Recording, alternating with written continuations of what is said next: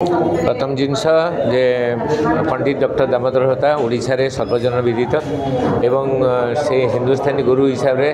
सर्वोच्च गुरु बोली मुझे निश्चित भाव में कहबी दाम्भिकतार सहित कहीं उत्कल संगीत महाविद्यालय एकमात्र महाविद्यालय जो थे से शास्त्रीय संगीत विभाग मुख्य अध्यापक थे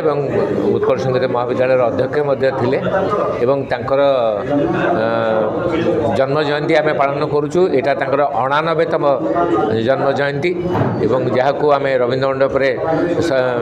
सर्वभारतीय स्तर में आम पालन करूँ जो थे ओडिशा सरकार आमको रवीन्द्र मंडप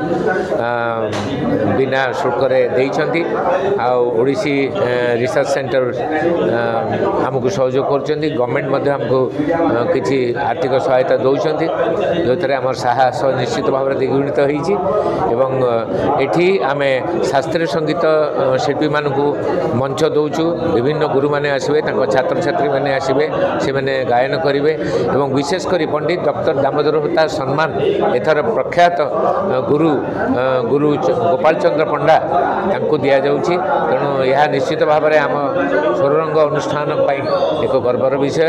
एवं आपण मान सहयोग निश्चित आम दुईटा जगार चाहबू गोटे है ओडिशा राज्यस्तरीय हिंदुस्तानी कंठ संगीत प्रतियोगिता हूँ 14 तारीख डिसेम्बर बुद्ध मंदिर दिन 3टारू आगकू एवं जन्म जयंती पालन होची बहुत